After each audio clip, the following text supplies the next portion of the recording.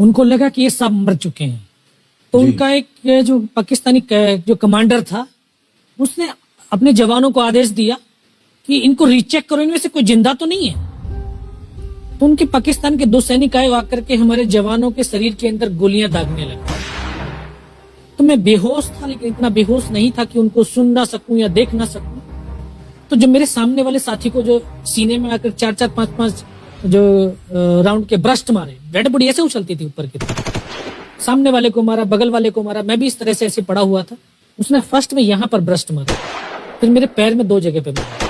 उसको मैं देख रहा हूँ कि धुआं निकल रहा है, लेकिन उस गोली की पीड़ा को चुपचाप पड़ा सहता रहा और उनको यकीन हो गया कि इनमें से कोई जिंदा नहीं। फिर बहुत गालियां दी, बूट की ठोकरें मारी। फिर काफी देर के बाद में उनका जो कमांडर था उसने बोला कि इनके वेपन उठा लो, और नीचे जो हिंदुस्तान का पोस्ट है उसके ऊपर दूसरे जो उनके साथी थे उनको सूचना दिया, उसके ऊपर कब्जा हमला कर दो। फिर ये आवाज भी सुनी तो मुझे लगा कि यार आज तो मेरी पूरी टीम खत्म हो जाएगी। तब ऊपर वाले से एक ही प्रार्थना करी कि मुझे इतने जिंदा रख दे कि मैं अपने साथियों तक सूचना दे सकूं और उनको बचा सकूं। और ये सत्य है कि अगर निस्वार्थ भाव और सच्ची श्रद्धा से उस परम पिता परमेश्वर को याद करते हैं तो शक्ति जरूर साथ देती है। दोबारा से उसके साथी आए, पाकिस्तान के सैनिक आए और हमारे जवानों के शरीर के अंदर गोलियां दागने लगे। उन्होंने फिर उसी रोटेशन से गोली मारी, फिर भी मेरी बाजू में, पैर में गोली मारी। और तब तक एक विश्वास भी मैंने पैदा कर लिया था कि अगर इसने सर और सीने में गोली नहीं मारी, चाहे मेरा हाथ पैर दोनों ही काट करके ले जाए, मैं उफ तक नहीं करूंगा और मैं जिंदा रहूंगा। मैं उस विश्वास की बदौलत आज आपके सम्मुख भी बैठा हूं। उसने आकर के दोबारा से गोली मारी, पर जब 1 कदम आगे गया तो उसने राइफल मेरी सीने की तरफ तानी। तब मुझे लगा यार अब नहीं बचूंगा।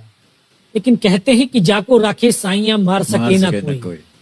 और ये इस देश को हम भारत माँ बोलते हैं। जब तो बच्चे थे एहसास नहीं था, आज पता चलता है इसको माँ क्यों बोलते हैं, क्योंकि ये भारत माँ जैसा दायित्व और कर्तव्य का निर्वाह भी करती है। ये अपने बेटों की वीरता, शौर्य और पराक्रम को कभी दफन नहीं होने देती है। वाह क्या बात। तो शायद इस माँ भारती ने मुझे चुना होगा कि उसके बेटों ने जो शौर्य, वीरता और पराक्रम दिखाया उसको दुनिया तक पहुंचा सकूं। जब उसने गोली चलाई तो यहाँ पर पर्स में 5-5 रुपए के कुछ सिक्के भी थे। जब गोली जाकर के सिक्कों पे टकराई तो मुझे भी आभास हुआ कि तो मर गया हूं। पाकिस्तान का दूसरा सैनिक आया, उसने आकर के मेरा AK-47 उठाया और वापस मुड़ा तो उसका पैर मेरे पैर से टकराया हो। तब मुझे लगा कि यार मैं तो जिंदा हूं। तब मेरे पास एक हैंड ग्रेनेड था, मैंने उसको पिन निकाली और उसको ऊपर ऐसे फेंका तो कोट के अंदर हुड लगे हुए, हुड के अंदर वो गिरा जी। मुझे तुरंत पीछे की तरफ मुड़ के देखा, पीछे तो कोई मूवमेंट था नहीं। तो जब तक वो ग्रेनेड को निकाल पाता ग्रेनेड फट गया, यहाँ से उसका पूरा सर उड़ा और वो हमारे ऊपर आकर के गिरा। जो पाकिस्तान के दूसरे सैनिक थे उनमें खलबली मची कि इनमें से कोई जिंदा है, कुछ बोले जिंदा नहीं, नीचे से रिइंफोर्समेंट आ गई है।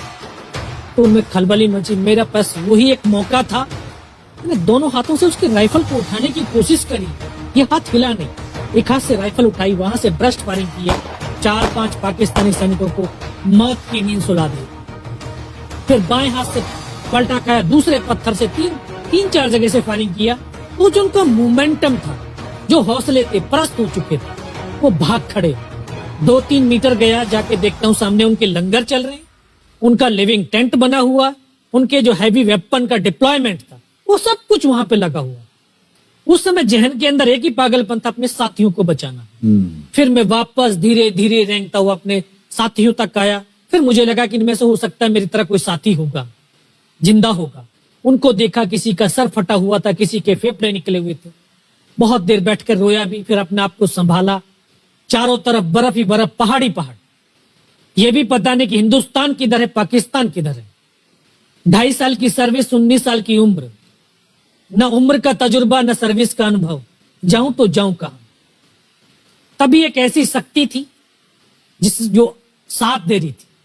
जब इसी शक्ति का आवाज हुआ, उसकी आवाज का आभास हुआ कि बेटा इस नाले से नीचे लुढ़क जा, मैं बहुत 500 मीटर लगभग नीचे रोल करता हुआ आया और अपने साथियों जो नहीं चढ़ पा रहे थे दुश्मन की भारी फायरिंग की वजह से, वहां तक पहुंचा। फिर उन्होंने मुझे पकड़ा, वो फर्स्ट एड दिया। फिर वहां से जो हमारे कमांडिंग ऑफिसर थे कर्नल कुशाल चंद ठाकुर, फिर उनको सूचना दिया। तो ये लगभग 1:30-2 बजे का समय था। वहां से फिर कमांडिंग ऑफिसर तक मुझे ले जाया गया। फर्स्ट एड तो हुआ, लेकिन ब्लड इतना निकल चुका था कि दिखाई देना बिल्कुल बंद हो गया था। जब उनके पास पहुंचा तो उन्होंने बोला, बेटा मेरे को पहचानता मैं कौन हूं? बस अब आवाज सुनाई दे रही है। बोला, मैं तेरा commanding officer colonel Kushal Chand Thakur. मैं, जय हिंद साहब, बहुत तेज सर्दी लग रही है। तो उनका जो लिविंग टेंट था उसमें के अंदर लेटाया, 3-4 स्टॉप जलवाए, थोड़ी सी गर्मी महसूस हुई। बाकी साहब थोड़ा सा पानी पिला दो। बोला ठीक है पानी पिलाते हैं। तभी डॉक्टर साहब आए गए, उन्होंने ग्लूकोज की बोतल पिलाई, थोड़ी सी एनर्जी महसूस हुई। उन्होंने बोला, बेटा कुछ बता सकता हूँ? कहा सब बता सकते हैं। तो उनको बताया कि सर ऊपर ये घटनाक्रम हुआ है और ये वहां की इंफॉर्मेशन है। तो लास्ट में उन्होंने बोला कि बेटा जवान की रिक्वायरमेंट क्या है? मैं कहा साहब जवान की रिक्वायरमेंट एम्यूनिशन और फील्ड पट्टी की है। बोला खाने के लिए नहीं चाहिए? सर भूख नहीं लगती। बस इतना कहते कहते तभी डॉक्टर ने कौन सा इंजेक्शन लगाया, फिर मुझे पता नहीं कहां पर हूं। फिर होश आया 3 दिन बाद, देखा ऊपर पंखा चल रहा है।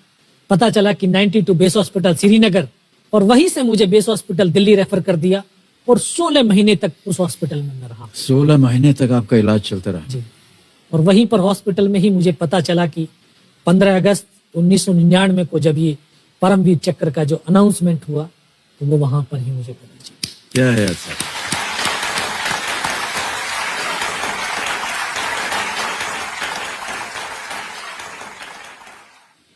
सर हमको यकीन नहीं होता कि कोई भी इंसान जब ऐसी परिस्थितियों से गुजरता है तो उसका बयान कैसे कर सकता है, लेकिन ये आपने अपनी बहादुरी का एक परचम जो है वो फैला दिया है।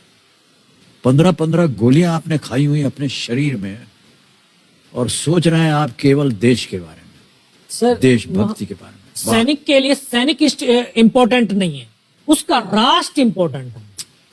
वो रहे ना रहे लेकिन उसका राष्ट्र रहना चाहिए। क्या बात है, वाह वाह।